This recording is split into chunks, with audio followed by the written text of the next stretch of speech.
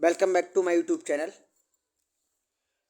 तो साथियों, आज की वीडियो में हम बात करेंगे हमारा जो साइंस का पेपर है उस पर डिस्कशन करेंगे। यूपी बोर्ड ने जो है सारे मॉडल पेपर जारी कर दिए गए हैं और ये आपको पता ही होगा कि इस बार परीक्षा का जो पैटर्न है वह बिल्कुल चेंज हो गया है। परीक्षा जो है आपकी बिल्कुल अलग तरह से होने वाली है। तो आज के इस पेपर में, आज की इस वीडियो में लास्ट तक बने रहिएगा। हम पूरे पेपर को डिस्कशन करेंगे, सारे ऑप्शन के आंसर बताएंगे। तो वीडियो में लास्ट तक बने रहिएगा दोस्तों, ठीक है। तो और पेपर जो है वो आपका बिल्कुल इसी तरह से आएगा जैसा कि पेपर में हम बता रहे हैं। तो लास्ट तक बने रहें। देखिए, सबसे पहले आपके 20 विकल्प दे रखे होंगे। आपको पेपर में क्या होगा कि जो विकल्प वाला पेपर होगा वो 1 घंटे में आपको हल करना है और दूसरा वाला जो है वो 2 घंटे का समय निर्धारित होगा।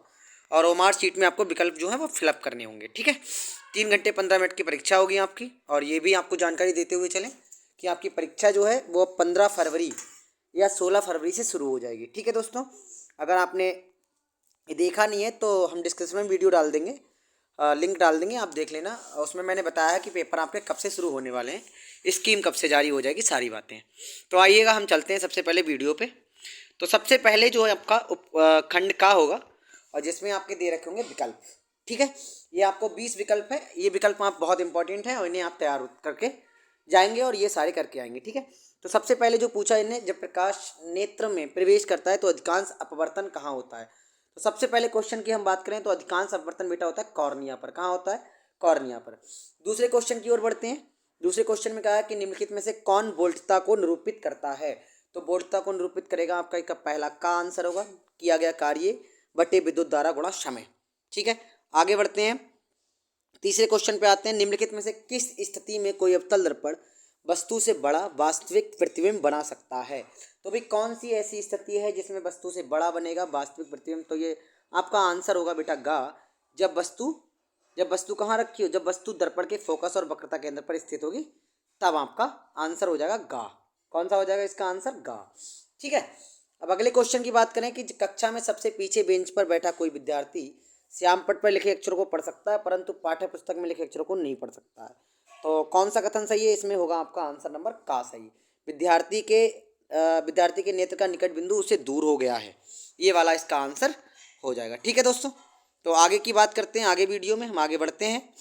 अब देखते हैं आगे पांचवा क्वेश्चन। 5 प्रतिरोधकों को जिनमें प्रत्येक का प्रतिरोध 1/5 ओम है का उपयोग करके कितना निम्नतम प्रतिरोध ज्ञात किया जा सकता है। तो आप जानते होंगे निम्नतम प्रतिरोध का मतलब क्या होता है।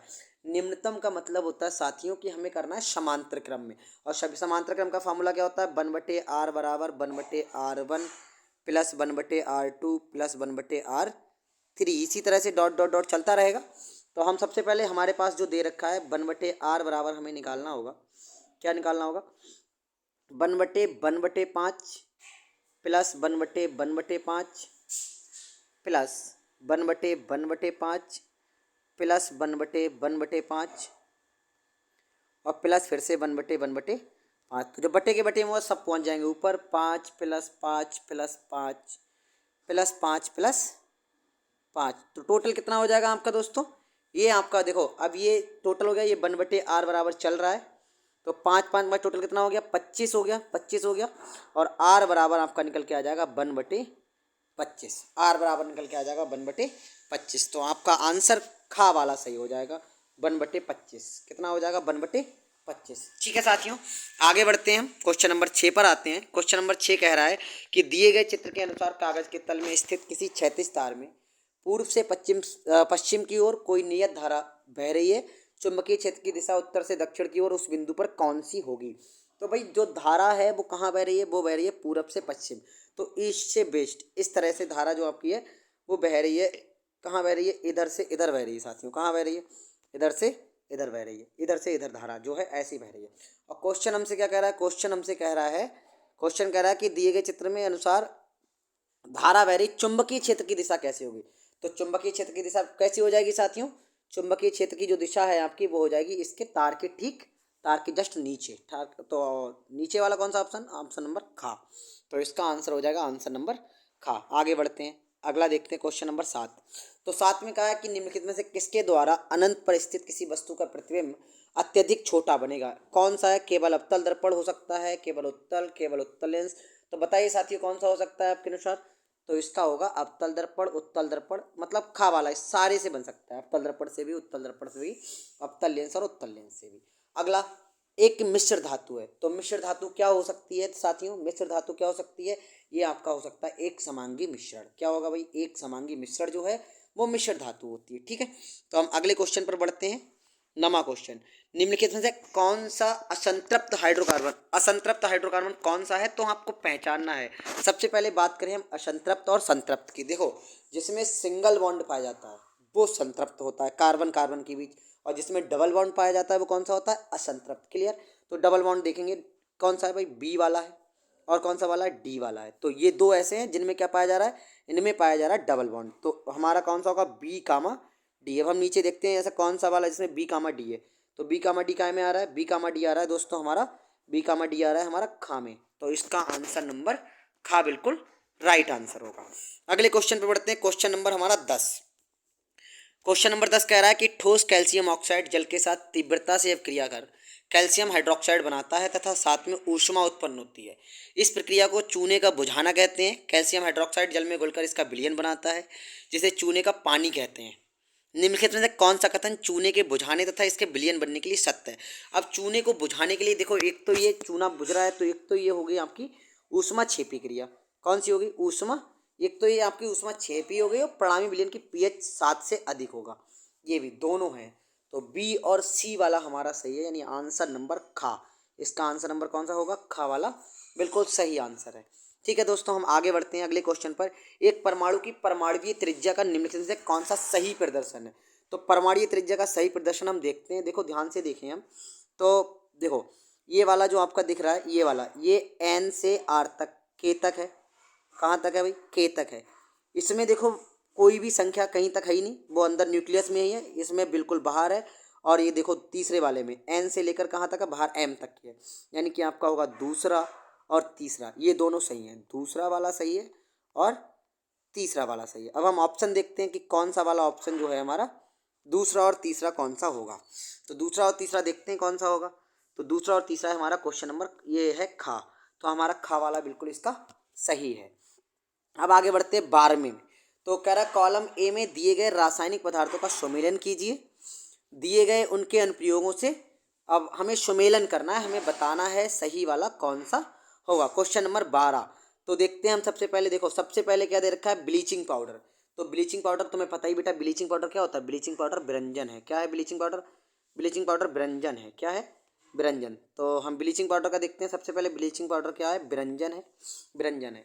ठीक है, अगला देखते हैं, अगला क्या है। ठीक है दोस्तों, ब्लीचिंग पाउडर हमारा व्यंजन हो गया। अब बेकिंग सोडा, बेकिंग सोडा क्या है हमारा, बेकिंग सोडा, बेकिंग सोडा बताएं भाई। बेकिंग सोडा देखो, ये बेकिंग सोडा जो होगा वो आपका होगा यहाँ से। देखो सबसे पहले फिर से हम लगा ले रहे हैं, टिक को लगा ले रहे हैं, थोड़ा सा टिक हमारा हट गया था बेटा। तो ये ब्लीचिंग पाउडर सबसे पहले क्या होगा, व्यंजन हो गया। ठीक, अब बी जो हमसे क्या कह रहा है, बेकिंग सोडा। तो बेकिंग सोडा हमारा होता है प्रति अम्ल। क्या होता है, प्रति अम्ल। अब सी, इसमें देखते हैं इसमें क्या कह रहा है बेटा, इसमें कह रहा है हमारा धावन सोडा। क्या कह रहा है, धावन सोडा। तो धावन सोडा हम देखते हैं, धावन सोडा क्या है, ये कांच का विरचन है, कांच का विरचन। और डी सोडियम क्लोराइड क्या बचता है, H2 तथा Cl2 का उत्पादन होता है। तो अब हम देखें सबसे पहले कौन सा वाला सही हो। ए का सी, ए का सी देखो हमारा इसमें गा वाले में दे रखा है। बी का हमारा कौन सा हमने लगाया था बेटा, बी का लगाया था डी। इसका मतलब ये हमारा ऑप्शन नंबर गा बिल्कुल सही है। तो दोस्तों देख रहे हैं आप किस तरह से विकल्प में भी बहुत उलझा के पूछा गया है हमारे इस बार पेपर में, और सेम ऐसे ही पेपर हमारा आएगा। ठीक है, तो ध्यान से करिएगा, क्योंकि अब देखो एक विकल्प में यानी आपको एक नंबर के लिए इतना लगाना पड़ेगा, सारा 4 को हल करना पड़ेगा, इस तरह से आएंगे क्वेश्चंस। ठीक है, तो हम आगे बढ़ते हैं। इसका गा सही है बिल्कुल। ठीक है, ये आप सारे लिखते जाइए, कहीं पे टिक करते जाइए। ठीक, आगे बढ़ते हैं वीडियो में।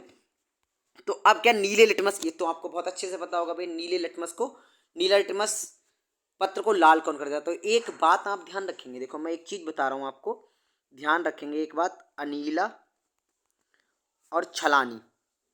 अब आप समझेंगे ये क्या बता रहे हैं सर, तो समझें इसका मतलब क्या है। आ का मतलब बेटा होता है अम्ल। क्या होता है, अम्ल। आ का मतलब होता है अम्ल। ठीक, नी का मतलब होता है नीला, और ला का मतलब क्या होता है, लाल। क्या हो जाता है, लाल। और नी का मतलब क्या होता है, नीला। यानी कि जो अम्ल होते हैं वो नीले लिटमस पेपर को क्या कर देते हैं, अम्ल जो है नीले को लाल कर देते हैं, इसी तरह क्षार जो है वो लाल को क्या कर देते हैं, नीला। आप तो समझ गए होंगे कि इसमें क्या आएगा, इसमें आएगा बेटा हमारा अम्ल, क्या आएगा, अम्ल आएगा। तो इसका बिल्कुल राइट आंसर क्या हो जाएगा, अम्ल हो जाएगा। ठीक है, अब हम क्वेश्चन नंबर 14 पे बढ़ते हैं, अगले क्वेश्चन पे बढ़ते हैं। अब ये चूने के पानी से भरी परख नली में जब मुंह द्वारा फूंका जाता है तब चूने का पानी किसकी मौजूदगी के कारण दूधिया हो जाता है। क्वेश्चन नंबर 14, तो भाई ये हो जाता है आपका चूने का पानी जो है कार्बन डाइऑक्साइड, ऑक्सीजन नहीं है, ऑक्सीजन नहीं भाई, क्या है, कार्बन डाइऑक्साइड है। तो ये आपका हो जाता है कार्बन डाइऑक्साइड। क्वेश्चन नंबर 15 पे बढ़ते हैं हम आगे। क्वेश्चन नंबर 15, तो कह रहा कुछ डायनासोरों में एक पर यानी पिच मौजूद थे किंतु उड़ नहीं सकते थे, लेकिन पक्षियों में पर होते थे जो उन्हें उड़ने में मदद करते थे। विकास के संदर्भ में इसका ये अर्थ हुआ कि, अब ये भाई ये इसका क्या हो सकता है, अभी 15वां क्वेश्चन हमारा है, तो 15वें का क्या होगा, इसका बेटा होगा पक्षियों की उत्पत्ति सरीसृप, मतलब पक्षी जो बने हैं वो बने हैं सरीसृपों से ही। तो घा वाला इसका आंसर बिल्कुल सही जवाब घा होगा। आगे बढ़ते हैं हम क्वेश्चन नंबर 16 पे। तो यदि किसी जीव का जीवाश्म पृथ्वी की अपेक्षाकृत गहरी परतों से प्राप्त हुआ है तब हम भविष्यवाणी कर सकते हैं कि, तो क्या भविष्यवाणी कर सकते हैं, क्वेश्चन नंबर 16 को, क्वेश्चन नंबर 16 का है ये खा वाला आंसर, क्वेश्चन नंबर 16 का खा, जीव का विलोप हजारों वर्ष पूर्व हुआ है, ये आंसर बिल्कुल आ जाएगा राइट आंसर हमारा। अब क्वेश्चन नंबर 17 पे बढ़ते हैं। अगला क्वेश्चन देखो, कह रहा है चित्र में भाग ए बी और सी किस क्रम में है, किस क्रम में है। तो देखो आपको ये दिख रहा होगा डायग्राम, तो इस डायग्राम को हम समझाते हैं पहले, सबसे पहले, ठीक है। तो इसमें देखो ये जो ए जहाँ पर दिख रहा है ये होता है बेटा प्रांकुर, क्या होता है ये, प्रांकुर, ये प्रांकुर होता है। और जो बी जिस जगह पे पॉइंट हो रहा है, बी जिस जगह पे पॉइंट हो रहा है ये होता है बीज पत्र, क्या होता है, इसे कहते हैं बीज पत्र, कहते हैं बीज पत्र कहते हैं, ठीक है। और नंबर सी जो है, नंबर सी इसे कहते हैं मूलांकुर, क्या कहते हैं इसे, इसे कहते हैं मूलांकुर। तो ये तीनों हो गए। अब ये देखो क्रम से किसमें आ रहा है, प्रांकुर, बीजपत्र, मूलांकुर, तो ये आपके आ रहे हैं गा में, काय में आ रहे हैं, गा में। तो इसका राइट आंसर हमारा हो जाएगा गा। अगले क्वेश्चन पे बढ़ते हैं हम, अगला क्वेश्चन, तो क्वेश्चन नंबर 18, अमृता देवी बिश्नोई राष्ट्रीय पुरस्कार भारत सरकार द्वारा किस क्षेत्र में प्रदान किया जाता है। तो ये वाला जो पुरस्कार हमारा है ये दिया जाता है जीव संरक्षण हेतु, किस हेतु, जीव संरक्षण हेतु। अब कह रहा है यदि मटर के एक गोल तथा हरे रंग के बीज RR22, ठीक, झुर्रीदार तथा पीले रंग के बीज वाले पौधों RR22 में संकरण कराएं तो F1 का मतलब था प्रथम पीढ़ी, तो प्रथम पीढ़ी में क्या होगा के बीज कैसे होंगे, तो प्रथम पीढ़ी के बीज होंगे गोल और पीले के, ये प्रभावी लक्षण होता है, गोल और पीला कैसा होता है, प्रभावी लक्षण आ जाएगा। तो हमारा ये वाला इसका आंसर हो जाएगा राइट। अगले क्वेश्चन पे बढ़ते हैं, लास्ट क्वेश्चन, निम्नलिखित में से चित्र में अंकित ए मादा जनन तंत्र किस भाग को, देखो ए ये दिखा रहा है, तो जैसा कि आपने पढ़ा ही होगा बेटा कि ये तो आपने पढ़ा होगा अच्छे से कि ये कौन सा भाग है भाई, मादा का कौन सा भाग है, बताएं भाई। तो ये आपका बेटा ये वाला ए, तो सबको ही पता होगा ये वाला भाग कौन सा होता है, ये वाला जो भाग होता है हमारा क्या होता है, ये वाला भाग होता है अंडाशय, क्या होता है, अंडाशय। तो ये सारे आपके 20 विकल्प हो गए साइंस के, ठीक है। इसी तरह से डेली की वीडियो में हम आपको हर सब्जेक्ट के विकल्प के बारे में डिस्कशन करके बताएंगे आगे, ठीक है। तो इसलिए हमारे साथ लगातार जुड़े रहें। आगे की वीडियो में हम बात करते हैं और क्या क्या आएगा इस पेपर में, कैसा पेपर आने वाला, तो आगे देखिएगा। देखिए अब ये सेक्शन ए खत्म हो गया, अब आते हैं सेक्शन बी में। तो सेक्शन बी में आपके 3 क्वेश्चन होंगे शॉर्ट में फिजिक्स के। देखो सिंपल है, गोलीय दर्पणों द्वारा परावर्तन के लिए चिन्ह पर पार्टी लिखिए कि गोलीय दर्पण से किस तरह से परावर्तन होता है। वायुमंडल में अपवर्तन किस प्रकार होता है, तारे क्यों टिमटिमाते हैं जबकि ग्रह नहीं टिमटिमाते हैं, ये क्वेश्चन है। अगला क्वेश्चन ये दे रखे हैं 2 ओम 3 ओम से क्षीण प्रतिरोधों को किस प्रकार जोड़ें कि ये संयोजन का कुल प्रतिरोध इतना हो जाए। फिर अगला है दक्षिण हस्तंगुष्ठ नियम अथवा में विद्युत मोटर का सिद्धांत, ठीक, ये वाला क्वेश्चन तो आपका आना ही आना है, 100% आएगा। विद्युत मोटर का सिद्धांत जो पूछा गया है ये तो 100% आने वाला क्वेश्चन है, ठीक है। ये लगभग हर बार आपका आता ही आता है विद्युत मोटर वाला, ठीक है। ये नहीं आएगा तो जनित्र वाला आएगा, जरूर आएगा। अगले खंड खा देखो इसका है, इसमें कह रहा है इन सब की संरचनाएं बनाओ, यानी कि आगे नाम दे रखे हैं आपको बनाने हैं। अब आगे कुछ तत्वों के परमाणु क्रमांक दे रखे हैं, इनका आपको क्या करना है, इलेक्ट्रॉनिक विन्यास करना है, पहचान होगी तभी तो आपकी होगी। अब क्रियाओं में प्रत्येक के लिए संतुलित, तो ये अब क्रियाएं बनानी है और इन्हें संतुलित भी करना है, ठीक है। या इन पर टिप्पणी लिखो, संयोजन क्रिया, संचारण, भर्जन। अब खंड गा में बात करें तो इनके संकड़ों में संतति की विशेषताएं बताओ, तो बताना है संतति किस तरह से होती है, यानी क्या क्या बनेगा इधर। रंध्रों के खुलने तथा बंद होने की प्रक्रिया को चित्र द्वारा स्पष्ट करो। वातावरण में कार्बन डाइऑक्साइड स्तर का नियंत्रण करने के लिए कुछ उपायों को सुझाव दो। वृक्कों में यूरिन निर्माण, मूत्र निर्माण की प्रक्रिया बताओ, या अथवा में कर सकते हैं मानव के नर जनन तंत्र का सचित्र वर्णन। तो दोस्तों बिल्कुल साथियों इसी तरह का सेम पेपर आपको मिलने वाला है, देखने को मिलेगा। बिल्कुल ऐसा ही पेपर, इस पेपर को बहुत अच्छे से तैयार कर लें, ठीक है। और वीडियो में लास्ट बनने के लिए धन्यवाद दोस्तों। इस वीडियो को ज़्यादा से ज़्यादा शेयर करें, लाइक करें, शेयर करें, लाइक करें और हमारे चैनल को सब्सक्राइब जरूर करें, ठीक है। और सब्सक्राइब करने के बाद बेल आइकन को जरूर दबाएं। तो हम डेली क्या करेंगे, हम एक एक पेपर को डिस्कशन करेंगे और ये जो क्वेश्चन इस पेपर में, इस पूरे पेपर को हम फिर से डिफाइन करेंगे। सारे क्वेश्चंस के आंसर आपको लिखवा देंगे, बता देंगे और अच्छे से समझा देंगे साथियों, ठीक है दोस्तों। वीडियो को ज़्यादा से ज़्यादा शेयर करें और चैनल को सब्सक्राइब करें। धन्यवाद।